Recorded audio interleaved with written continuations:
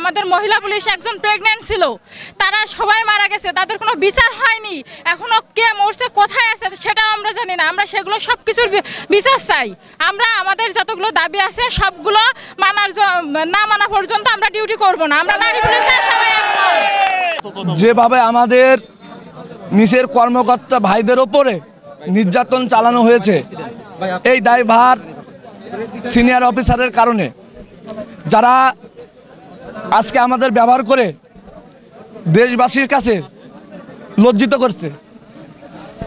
এই জন্য আজকে আমরা চুয়াডাঙ্গা পুলিশ সবাই একতাবদ্ধ হয়ে আমার ভাইয়ের যাদের কারণে রক্ত এবং পরিবার, মা সন্তান যা হারিয়েছে, তাদেরকে এই পুলিশ বাহিনী থেকে প্রত্যাহার করার জন্য আমরা সবাই একতা হয়েছি।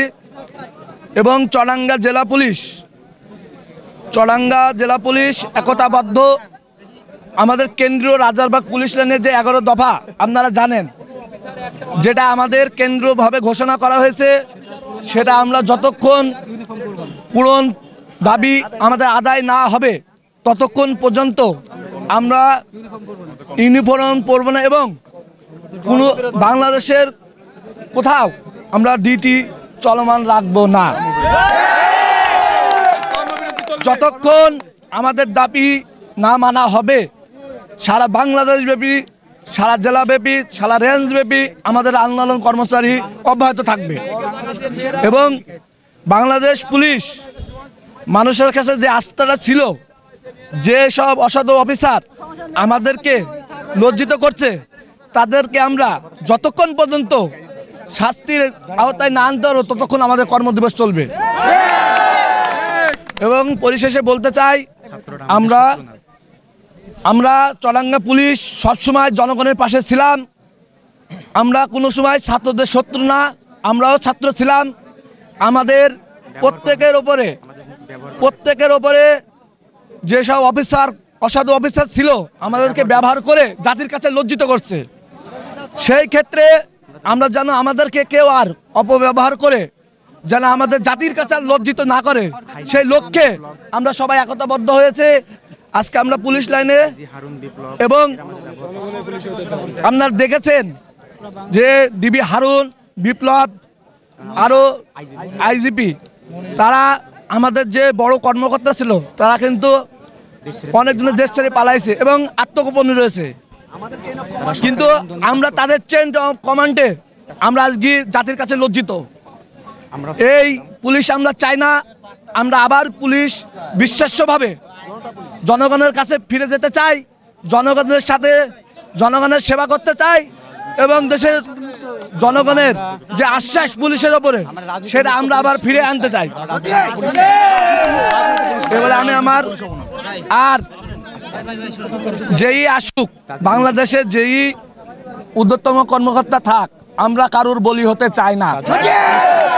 আমরা দেশপ্রেমিক শপথ নিয়েছি পুলিশ বাহিনীতে, যখন দেশের সার্বভৌমত্ব রক্ষা করার জন্য আমরা কারোর প্রলোভনে পড়ে, কোনো অসাধু ব্যক্তির প্রলোভনে পড়ে আমরা কোনো অকর্মতে যাব না।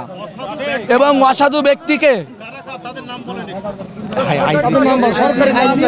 আপনারা জানেন, আপনারা বিভিন্ন জায়গায় নিউজ দেখছেন, আমাদের কেন্দ্রীয় রাজারবাগ পুলিশ লাইন থেকে যারা অসাধু ব্যক্তি, আপনারা ইতিমধ্যে তাদের নাম জানতে পারছেন, যারা বাংলাদেশ থেকে বিভিন্ন ইউনিট থেকে পলাতক, তারা নিশ্চয় অসাধু ব্যক্তি। এই কারণে তারা বাংলাদেশের পুলিশকে বদনাম করে, বাংলাদেশকে একটা হুমকির মুখে পুলিশ বাহিনীকে ফেলে দিয়ে তারা দেশ ছাড়ছে। এই আশা ব্যক্ত করেই আমরা আজকে যতগুলো বাংলাদেশ পুলিশ আমাদের আজকে পুলিশ বাহিনীকে পছাই দিয়ে গেছে এবং পুলিশ বাহিনী জাগ্রত হয়েছে। রক্তের বিনিময় আমরা রাজনীতির কোনো বাহিনীর বা কোনো সংগঠনের আমরা বলি হতে চাই না, কারোর পক্ষ না, আমরা দেশের নিয়ে কাজ করতে চাই। তারা যেটা বলছেন যে আমরা কোনো রাজনৈতিক দলের আসলে ক্যাডার হয়ে কাজ করতে চাই না, আমরা আমাদের স্বাধীনতা চাই। আমাদের যে পুলিশ অ্যাসোসিয়েশন আছে তাদের থেকে যে 11 দফা দাবি ঢাকা রাজারবাগ থেকে দেওয়া হয়েছে, এই দাবি বাস্তবায়ন না হওয়া পর্যন্ত আমরা আসলে ঘরে ফিরবো না। চুয়াডাঙ্গাতেও আজকে চুয়াডাঙ্গা পুলিশ লাইনে 4টার থেকে আসলে যারা সাধারণ কনস্টেবল এএসআই যারা আছেন তারাও আসলে এই দাবির সাথে একত্রতা জানিয়ে 11 দফা দাবি বাস্তবায়নে তারাও আসলে এখানে মাঠে আছে।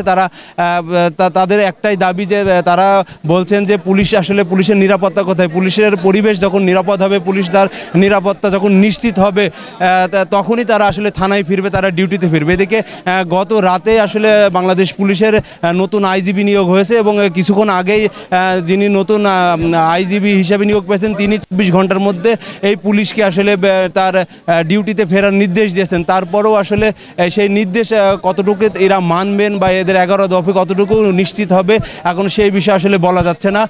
তবে এই সাধারণ পুলিশ যারা আছেন কনস্টেবল থেকে একদম এসআই বা ইন্সপেক্টর পর্যন্ত তাদের বর্তমান যে অবস্থা নো ডিউটি নো সার্ভিস, এটা আসলে কতটুকু বাস্তবায়ন হয় এবং তাদের এই দাবিটা আসলে কতটা যৌক্তিক সব নিয়ে এখন বিভিন্ন মহলে প্রশ্ন উঠেছে। এবং সাধারণ পুলিশের সাথে আমি যখন যারা আন্দোলনকারী আছেন তাদের সাথে কথা বলেছিলাম, তারা যেটা আমাকে জানালেন যে তারা তাদের বিভিন্ন থানাতে তাদের ভাই মরছে।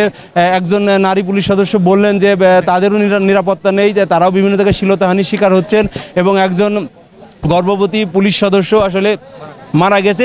বিভিন্ন অভিযোগ আছে, তবে সবচেয়ে বড় অভিযোগ তারা যেটি করছেন যে তাদের নিরাপত্তা নিশ্চিতের অভিযোগটি তারা বেশি করছেন। আর এই দাবিতে আসলে তাদের এই অনড় অবস্থান, নো ডিউটি নো সার্ভিস অবস্থান।